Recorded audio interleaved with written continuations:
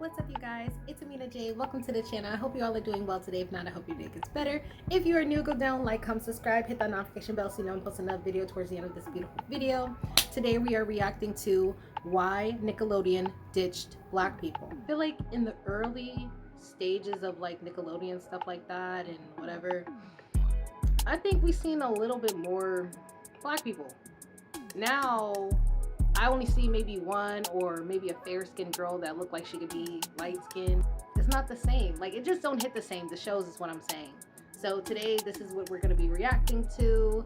Give me a big thumbs up if you are feeling the video towards the end. All right, and let's get it.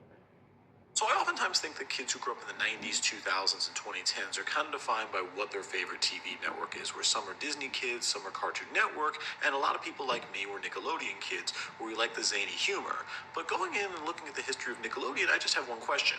Why did they ditch the black people? And the significance of Nickelodeon for black people is one of the first ever shows they did, which was live action, was All That, which took fame for having the same amount of black cast members as white cast members, and they actually had a majority minority cast. In the later seasons in the mid-2000s, a lot of people noticed the cast was much whiter, where it was about 30-40% white in the first season, but then 80-90% in the final season.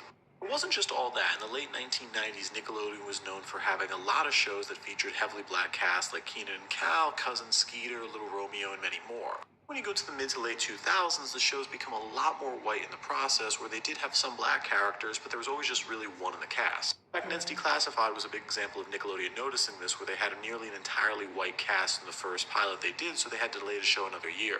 Because of that, they actually had to redo the same exact pilot with Daniel Cook to play the character of Cookie, replacing the previous actor that I used to like Ned Declassified, but once I started seeing like how the cast was outside of that and their own podcasts and just how they act, it's not even worth the reboot. It's definitely not worth like trying to rewatch that now as an adult. Playing this, it all really happens with Dan Schneider, who a lot of people give a lot of criticisms for, many of them justified, but one good thing about Dan Schneider is he likes black people almost as much as he likes feet. One innovation that Dan Schneider came up with was in the early 90s when he joined Nickelodeon. He noticed Disney had a problem where their Mickey Mouse Club and almost all their shows had near 100% white cast, so he wanted to change that. Dan Schneider actually did a really good job at that. He did have a lot of shows that were filled with diverse cast, and he was really the lead behind it, but then in the mid to late 2000s, he stopped doing that for heavily white shows. And I'm trying to figure this out, and I think one big factor was definitely Disney Channel adopting more black casts in their shows, with the first one being the famous Jet Jackson, which went for 65 episodes and started in 1998. Wow. Disney had a really big win with That's So Raven in the early 2000s, which became the most watched show on Disney Channel, so at that point they were no longer the white network and they did have diversity. Well, Nickelodeon got a lot more popular too, where in the 90s they were the underdog to Disney Channel, but in 2001 they officially surpassed Disney Channel in ratings, and it was largely due to SpongeBob and the popularity of the animation department. It was definitely a sad factor for how Nickelodeon saw things, where in the 90s they saw themselves as the underdog, so of course they made Kenan and Cal and all of that, but in the 2000s when they're now officially beating Disney Channel and Disney also has black lead actors in their shows, they decided to go more white because now they're the mainstream show. There were also just some controversies around the shows Nickelodeon was making, where they did have the show Cousin Skeeter, which went for 2 seasons. Now, I really liked this. My siblings and I would crack up. I don't know why, but I have a very faint memory of that show. Like, faint. Like, it looks familiar, but I can't put my finger on it. Like, I can't put my finger on it. I don't know, don't remember, like, really. And he said, like, what, 2 seasons? Yeah. Over watching it when we were kids.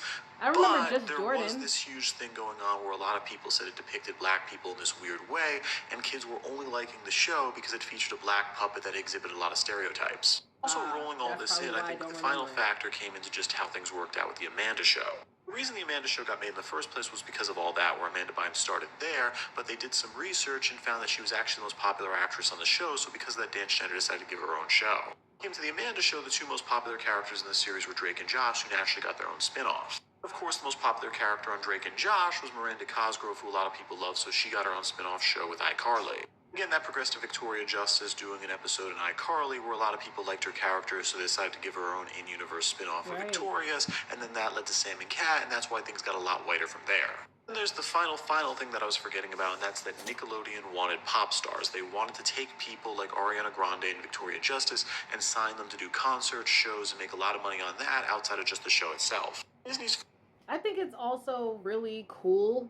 I mean, I don't really like Dan Schneider for the stuff he did, obviously, but we can't sit here and not give this guy credit. Like, from all these shows, from All That to Kenan and Kel to literally just every show we pretty much kind of grew up watching almost. It's like, yo, from those characters to another show to a new character to another show, that like this guy was, he was busy. I do appreciate like the creativity he did, but you know,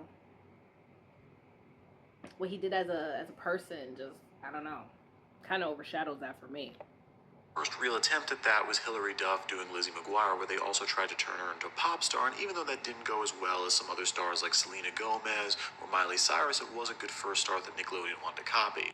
Again, because Nickelodeon wanted to do a pop star show, the idea was they need to push out more shows with girls because they weren't convinced boys would produce pop stars, and at the same time they also wanted to appeal to larger demographics, so because of that the shows got whiter and whiter.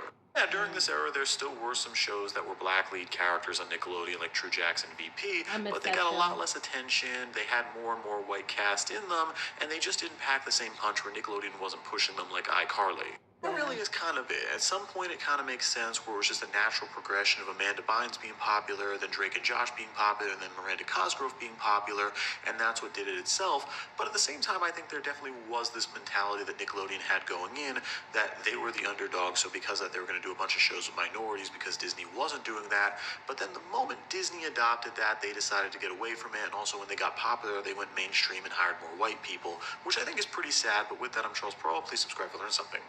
I really miss the shows that they used to create back then. I really do, because I feel like now the shows now, like, everything is turning into like animation kind of now.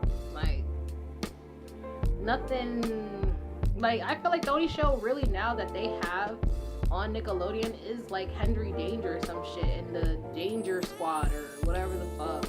I really don't know if they have any other show on Nickelodeon like that. Pretty much the only reason I watch Nickelodeon still is because of SpongeBob. I don't really care about any other show.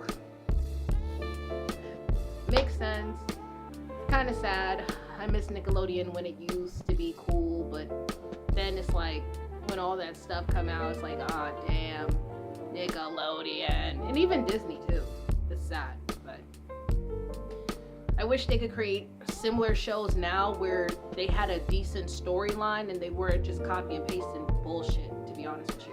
But let me know how you guys are feeling down in the comments. Comment down below what you guys think. Give me a big thumbs up. And I will see you guys in my next video. Bye!